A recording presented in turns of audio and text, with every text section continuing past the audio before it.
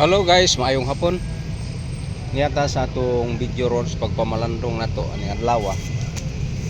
Atong iskutan kining usas mga pangutana dinhi sa social media nga nagingon bata dili angay bunyagan.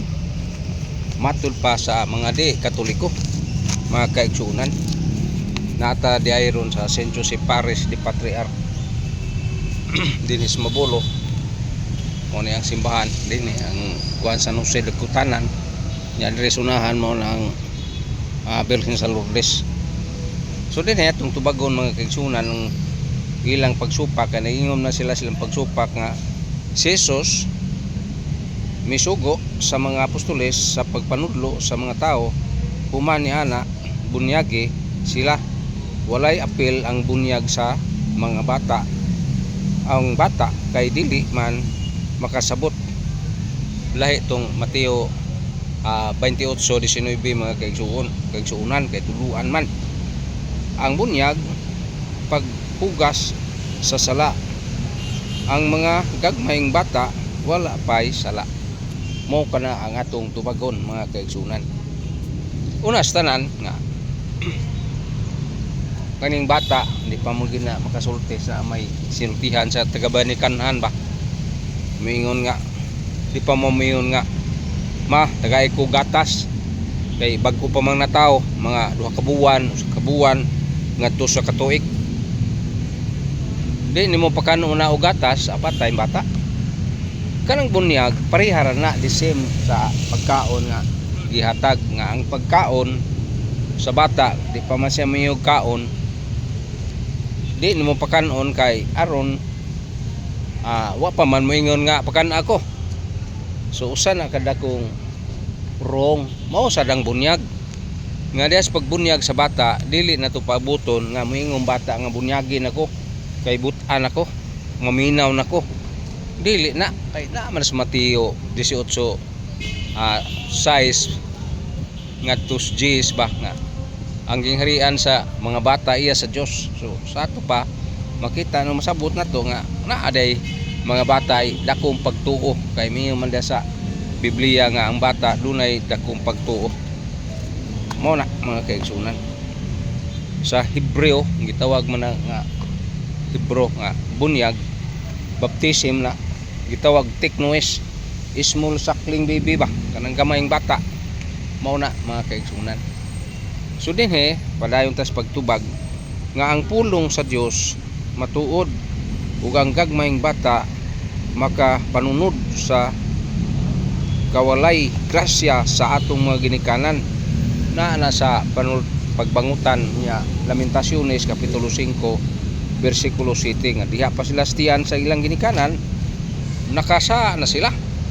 So ang sala di ay mao ang lapas sa unang ginikanan nga himbayran sa ilang mga anak o diha way grasya pinagis bunyag hatagan og grasya ang bata.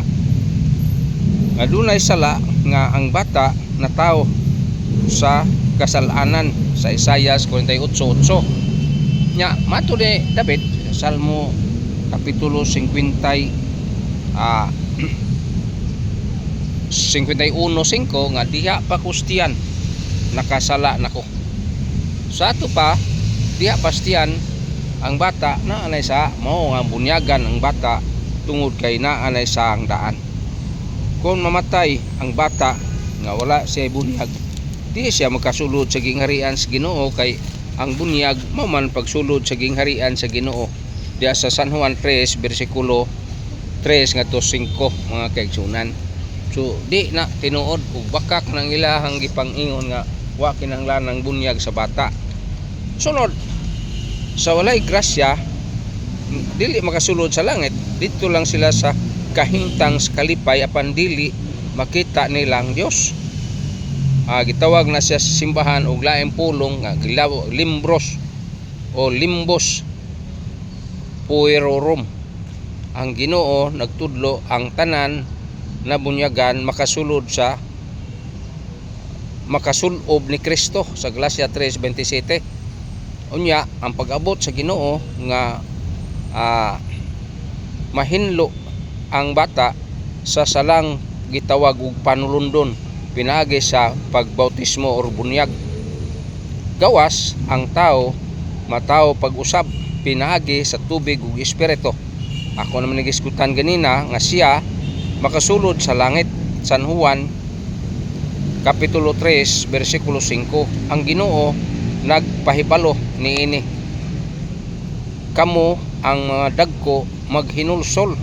So ang dagko may maghinulsol og magpabunyag aron mapasaylo ang inyong mga sala.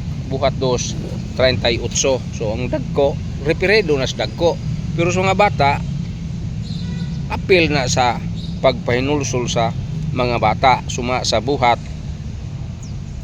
2:38 o gipahibalo sa Ginoo nga kining saad sa bunyag dili lang sa mga dagko hasta usab sa gagmay mga bata.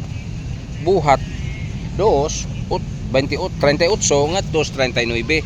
Kaya sa alang mas tanan sa tanang panahon ang mga apostoles ang pagbunyag dili lamang sa mga dagko kundi apil ang tanang sakop sa panimalay o pamilya. Nas buhat 10 versikulo 15 nga diha man bunyagis balay. Ang pingi ang paagis pagbunyag. So ang Katoliko dunay tulo ka paagis pagbunyag. Kanang itusmaw, ituslob, kanang pisik-pisik o kanang bisibis. Dili lang kay pagbunyag sa pagtusmaw sa tao sa tubig, immersyon, kundi sa pagbubo usab o sa bisibis sa tubig.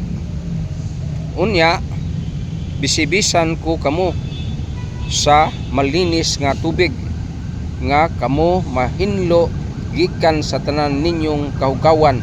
Mao na sa Ezekiel 30 versikulo 25 mga kaigsunan. Si Saul nga gitawag Saulo, gitawag og Pablo, gibunyagan ni Anania sulod sa balay. Dili man sapa o dili man dagat. Di sakarang matinuhang di Katoliko. But pamakak ng ilaha ba. Panglingla bitaw kaniha bitaw diha bitaw itoy. Ato sa basahan ning buhat 9:17 ngadto 18.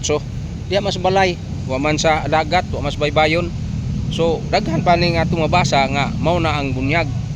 So ang talang tulo ka klase nga bunyag, tusmaw sa dagat, bubuan, bisibis na gihapon sa Ezekiel 35 ba na o 25. Bubuan tubig sa Espiritu Santo mao na mga kaigsunan. So dinhi natubag na to ang ilang mga pangutana kabahin ani nya. Sama mo paabuton pa niyong mudag ko ang inyong baboy usa pa bunyagi ang bata. Pabunyag na diha nga himsog ang bata. Labi nagmagluya kay simbako madisgrasya ang bata nga way bunyag dako ng tulubagon nay mo. So mo na mga kaigsunan. So ang bunyag usa ka mahisulod ta, mahisakop ta sa gingharian sa Ginoo mga kaigsunan. Mo nay makatumanan sa Mateo 28:19 nga pangadto mo tanang nasod himuha silang akong tinunan, bunyagi sila sa ngalan samahan sa anak ug sa Espiritu Santo. So natuman diha sa Katoliko ang gitudlo ni Kristo. Ug unya si Filipe isugo sa Ginoo pagpabunyag atong yunuko ang iwalihan tudluan kay wa sa kay bawog unsaon niya nang mahimo siyang anak sa Ginoo. So paghuman niya na kita sila tubig nagpabunyag siya. Ug mabasa nimo sa buhat 8:28 ngadto 31 at 32. So dinhi referido kana sa simbahang Katoliko mga kaigsunan. So mao na dili ta mo patuo ana ganiha bitaw katong usa sa mga grupo aning saksing Jehova didto sa amo nang hatag pamphlet sa kung gingnan ayaw mo pagdawat na kay kinailang ilang simbahan tinukor gyud tao dilis Kristo ana ang tukod. Sirit sila kung ipapauli kay nga kung mga apo may gihatagan ko iuli na nila kay kanang ilang mga gipanghatag lipat-lipat na sa Katoliko mga kaigsunan. Oo Oh, tulad sa nanay sa tatay bitaw. Lipat sa sila dito, tagaan sa Sabadista og pamphlets. Nya atake dito simbang Katoliko. Ug wa ko moadto dito, di na ko mabuko nga kini binuang sa mga Sabadista. Unsa man dito gibutang nga larawan nya Santo Papa. Atake dayon nga pinatikan sa kuan man ilang gingon mamanap mga mapintas pati kuno matud pa nila. Nyawa sa kaybaw ana nga nakat kat-on man sa taana nga patik po ng Espiritu Santo ug ang Amahan. Ang anak nasa Pinadaya 14 bersikulo 1 nya ang Espiritu Santo ipatik sab da sa Epeso 1:13 ug Epeso 4 ba na 4:30 nga ang Espiritu Santo ipatik pud sa agtang.